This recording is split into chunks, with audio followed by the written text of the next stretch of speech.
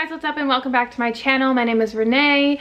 Today's video is going to be in honor of Mental Health Awareness Day. Today, the day that I'm going to be uploading this video, is World National Mental Health Day, and today is October 10th, and I think it's really important to all share our stories and be open with mental health, because I think everyone is affected by either one themselves who have struggled with mental health disorders or know people who have struggled with mental disorders. I think the more that we talk about it, the less taboo it becomes, which is really, really important to make sure that, you know, we're growing as human beings and understanding the mind and emotions and feelings and all of that stuff, because I think it's just like really, really, really important, especially in today's society. So I looked up some of the disorders that define mental health, and I have a list here. There are mood disorders, anxiety disorders, personality disorders, psychotic disorders, eating disorders, trauma-related disorders, substance abuse disorders, and they all affect how we feel, think, and act as human beings,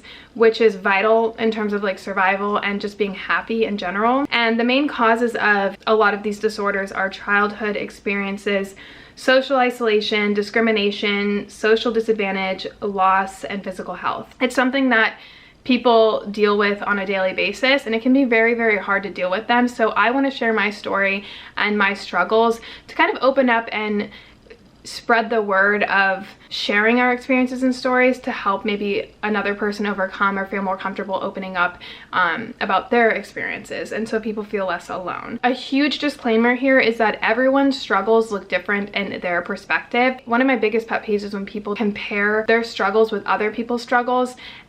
Just because your struggle may look different to a different person does not mean that your feelings aren't validated and that they're very real and raw, and that you shouldn't like shove them down. Everyone's feelings are validated, and what one person's struggle may not look like a struggle to you, but that doesn't mean that they're not struggling and that their feelings shouldn't be validated. So that's really, really, really, really important to me. Something else that's really important to me is that when you do look at your past and you understand kind of where your mental health stems from, or like certain experiences that you've dealt with, it's really, really important to, one, not blame the people in your life, because they obviously, like, there's not going to be one perfect way to raise somebody, and I think everyone has their certain, you know, struggles or experiences that kind of shape them to be who they are, and it's no one's fault, and you were kind of just dealt with something, and I don't think you should ever blame anyone for your mental health. You shouldn't also use your past as an excuse for your bad behavior. I think it's really important to understand where you come from, understand that your mental health is a result of your past experiences as well as your childhood. It's not who you are. You have to understand not to use that as an excuse, but more of like an awareness as to like growing and becoming a better person. So those are just my little disclaimers. But diving into my childhood, something that I've always dealt with is a sense of perfectionism, and I have OCD tendencies.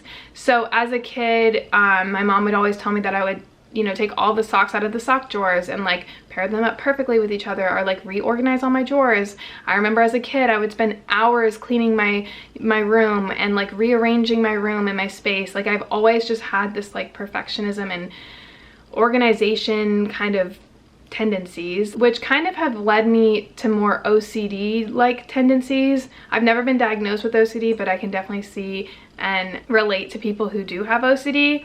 Certain things, like if something isn't even on my wall, it will literally bug me and I have to fix it. Like I can't even hear you talk if I see something that's just like triggering me.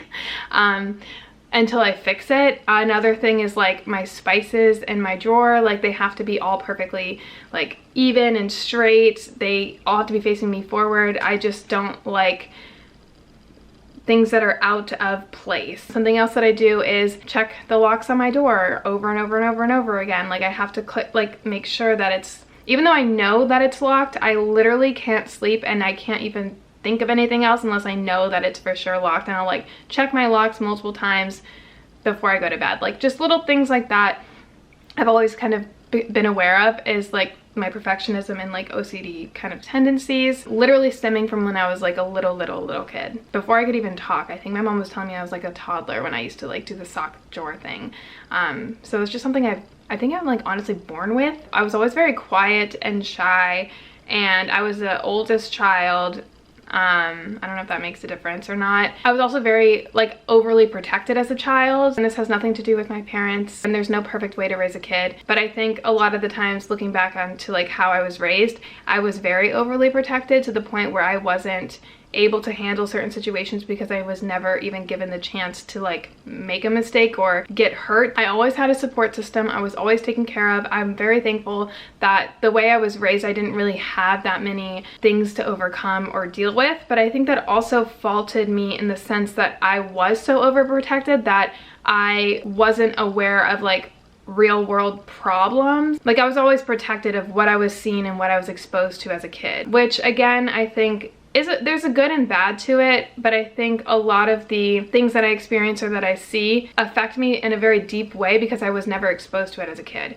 I think there's an underlying balance between raising kids in terms of not exposing them to certain things because you feel like they would get hurt, but at the same time also exposing them and letting them make mistakes so that they know and learn from, you know, certain things that they've done. For example, I watched a video recently where it's like, if there's a snake in the garden, instead of telling your kids not to like go near the snake, not exposing them to the snake, you'll protect them and you take care of the snake. Like you give them, you know, a weapon to go deal with the snake and learn how to react when a snake comes. That way in the future, when they see a snake, they know what to do and they don't need their mommy or daddy to help protect them. So having that safety net of having my family deal with certain things for me or not being exposed to certain things, I think has a way of how I deal with things and why I am kind of very sensitive. As a person, I'm also very emotional. I feel my feelings very deeply. I am very sensitive, which I think kind of plays a part into like being overly protected as a kid. And things affect me in a very, very deep way. I'm also very dramatic. So like if I'm sad, I'm really sad. If I'm happy, I'm very happy. I was also raised in a certain standard. The way I was raised and where I was raised, looks were definitely something that was a status, if you will. I always used to see in magazines and stuff like all the anorexic people. I don't even know what year. It was like when I was in middle school. So like 2006, 2008. Like magazines were a huge thing growing up. And a lot of the people in the magazines, especially in the front covers, were like the anorexic people. Like that was like the thing that everyone talked about and was plastered all around. So like Lindsay Lohan, the Olsen twins, Nicole Richie, Paris Hilton, like they would just show all these like skinny people, and skinny was what I was taught or exposed to be what beautiful is, and what status is like being thin. I also grew up with like my mom who would always go on diets and stuff, and my stepmom who would always literally go on diets all the time. And it wasn't necessarily to be healthy, but to be skinny.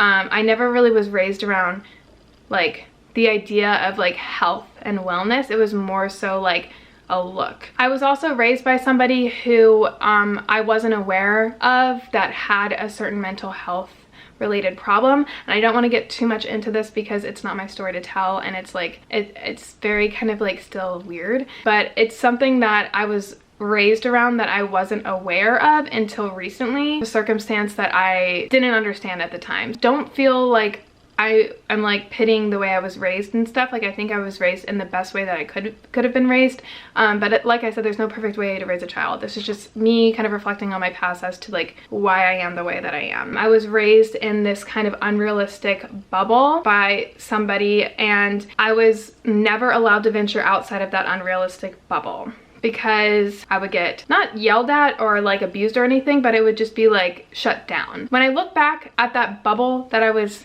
raised in, I understand now where a lot of my social anxiety and my fear of judgment comes from, and it's something that I've recently kind of just understood. I also deal with abandonment issues. This is so hard for me to talk about. I feel like I'm getting like very deep with you guys. I don't want to bash anyone or anyone to feel that I was like raised in a really bad way. Like I love my parents. It's something that is important to talk about, and even though it's hard for me, I don't want anyone to think that like my parents are bad or anything, you know? But I was raised with my dad and my mom 50-50. They were divorced. They were divorced when I was like 4, so it wasn't like anything bad to me. Like I wasn't affected by the divorce itself, but once I got older, I kind of lived more with my mom because my stepmom and I had some issues, and it affected my relationship with my dad. So I felt, from my perspective, a feeling of abandonment. And you know, anytime you have a blended family, it is going to cause problems and it's really hard to deal with. So again, there's no proper way to deal with it, and there's no way of going around it. There's no right or wrong person. Each side has valid reasons for feeling the way that they were feeling, but that's just how I felt as a kid, was abandoned and almost like someone else took my place. That's what I felt. I also had friends that I dealt with in terms of abandonment issues. I had a couple super close friends that kind of took advantage of being mean to me. I don't know how else to say that, but basically I have very, very few friends. Like, I always was very close to one person or just a few people, and they were my life. I don't let a lot of people in, so when I do let you in, it's a lot of feelings that I have towards that person, and I really do put them on this like pedestal of like what I care about most in life. So I give my all in friendships, and when you see something or friendships die, it's really sad, especially when you learn that like certain people didn't look at their friendship the way that you looked at their friendship. So I've had a lot of friendships give me the feelings of abandonment. I also had bullying going on as a kid. I can do a whole separate video about bullying, but basically I can tell you a few examples. I don't ever want to throw anyone under the bus. Obviously we were kids at the time, so you know, I never want to, I feel bad even saying this because it's so public, but it's something that I want to share with you guys so that you know that you're not alone and that you can overcome it and ways to deal with them. So I'm gonna say it, but I don't want anyone to think that I'm like looking down on these people who had bullied me. This is not one of those things that I'm like, you bullied me, so I'm gonna put you in your place. Like, not at all. It's just the result of how I've discovered on how to, like, how and where my mental health kind of stems from. As a kid, I was friends with a girl who was very popular. We were like in the after school programs together, so we didn't like have any classes together, and we were really close, and she would be my friend in the after school programs, and then when we would go out to school, she would tell me not to talk to her, walk ahead of her so that no one can see that we're together, certain things like that. And it seems very cruel, but you have to think, like, we were like, this person was a kid at the time, and I'm sure she's a great person now, but like, it affected me, and I didn't realize that until recently when my therapist like brought something up. Oh, that makes a lot of sense now. It's like, why you are a certain way, like why you don't let people in, why you fear judgment. It's because I was given that anytime I was able to be myself. In terms of the girl that, you know, ridiculed me and bullied me, I was myself, and she shut me down, and she told me like it was almost like embarrassing for her to be my friend because I wasn't like part of a social status. And then as a kid, when I was in that little bubble and I was ever veered outside of that bubble, I was ridiculed and shut down. So whenever I had the opportunity to be myself, I was shut down. In terms of, you know, discipline, like the bubble thing as like being raised, and then also like socially, someone would like bully me in that way. So that's just how I think a lot of my fear of judgment comes from. I also was bullied by a girl in high school that I was super close to, and I realized that she was like talking really bad about me to other people, and I kind of made the conscious decision to not be friends with her anymore because she was like literally making me so insecure and uncomfortable about being myself, because she again would like act so friendly in my face and then would talk, you know, shit about me. And so I just made the conscious decision to be like, I don't want to like hang out with you anymore, like I'm just gonna do my own thing. And I guess she took that as like a threat, and her sister and all her sister's friends who were above me in class, so they were like older, would write on Facebook that they were going to beat me up in the hallways. I went to school the next day, literally everyone just like was talking about me, looking at me. They did come up to me and threaten to, you know, hurt me physically, and with everyone staring at me, I'd walk down the hallways, and when I was by myself, they would all gather up and call me names and show dominance towards me in the hallways, which made me very insecure and uncomfortable. And like all these things like affected me mentally, whether I knew it or not. As I got older, I had another friend that I feel really uncomfortable saying this because I feel like if this ever came out, like she knows exactly who she is. Sometimes I feel like these people, like they probably aren't affected the way I was affected by this certain stuff, and I feel like almost like weird. Like, I'm like, oh, you meant this much to me, to the fact that like you affected me this much. Why was I affected so deeply? I guess it just goes to show that like how much they did mean to me and how much it impacted me, which is also kind of like frustrating because sometimes I see these people and they aren't affected as deeply as I was affected by this certain stuff, which makes me think like they didn't care as much as I did and I should stop caring, or I should not talk about it because I feel like I'm giving them what they want, which is like to hurt me, you know? This person was like probably the closest person that I've ever had to me in my life, and I think this is why it affected me so deeply. They knew a lot of like my struggles mentally, my family, like all of it. They knew everything. Literally, they knew more about me than probably myself. It was one of those situations where I thought of them in a certain way, but I realized later on that they thought of me in a different way, and that can be really hard, especially when you're so open with them and you care about them so deeply. And I was actually told like the worst thing that anyone's ever said to me, and it still haunts me like to this day. It's just like something that I will never forget ever. But basically she said too that I should have committed suicide, and it's just like something so disgusting and nasty, but I don't know, it affects me very, very deeply because it's like something that you should never tell somebody, you know. I did not know I was gonna get emotional in this video. So I have a very, very hard time letting people in. I tend to judge people when I first meet them because I don't know if it's like a defense mechanism or not, but I'm very rarely very open and close to people, and I don't let people in because I'm afraid that if I let people in that they're gonna do the same thing to me that other people have done to me in the past, where they take advantage of me and my situation and will, one, use my struggles and my secrets and like my privacy as a way to hurt me, and then two, I feel like if they don't care about me, why should I care? So I try my best not to care, which is really, really, really negative, and I mean not a positive thing. Like, you shouldn't do that, but when I'm very close to people or I care too much about people, I get very scared because I'm like, oh shit, like my feelings are gonna get hurt, you know? And I think a lot of these things that I've dealt with in terms of like abandonment issues and then being bullied and being talked down to like that, especially from people that were super close to me, again, has a lot to do with like my social anxiety. In terms of college was a really fun experience for me. I was very open and I really liked everything because I felt so accepted and I felt very loved by everyone. Like, everyone in college was super nice. They all were on the same page and I had a sense of belonging. I met Noah, who's my boyfriend, and just like a lot of things were like making me feel a sense of belonging, and I really, really enjoyed it.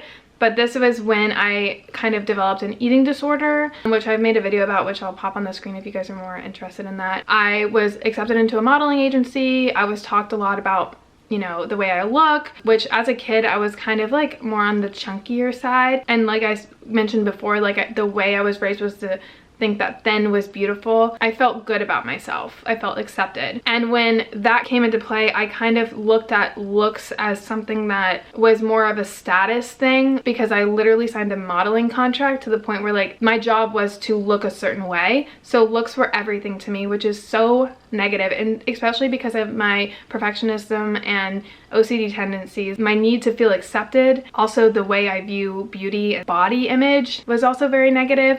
And so all of that together, the way I ate and how I dealt with my body was very bad and unhealthy, but it gave me a sense of control in my life and made me feel good. So I've also struggled with an eating disorder.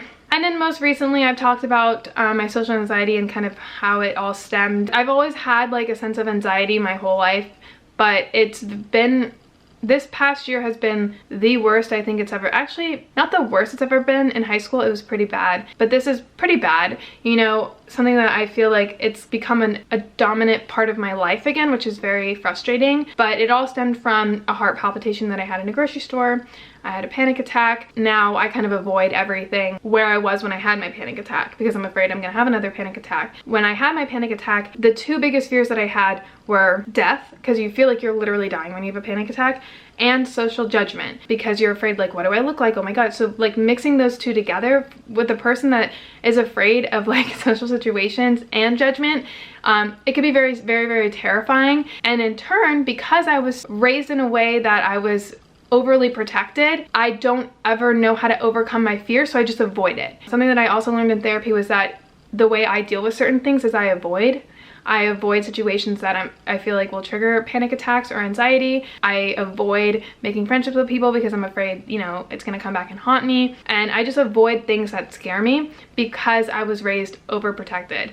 I was not raised in a way that I was put in situations that were dangerous and scary and I overcame them. I look at them differently than people who have. So all of this together kind of creates who I am as a person and why I have the struggles. YouTube really helped me with accepting my mental health as what it is, instead of trying to avoid it or shut it down or not show it or not talk about it, which is so detrimental. Like, I did that in high school. I never, first of all, even knew really what mental health was. Like, I wasn't aware of like disorders in terms of mental health.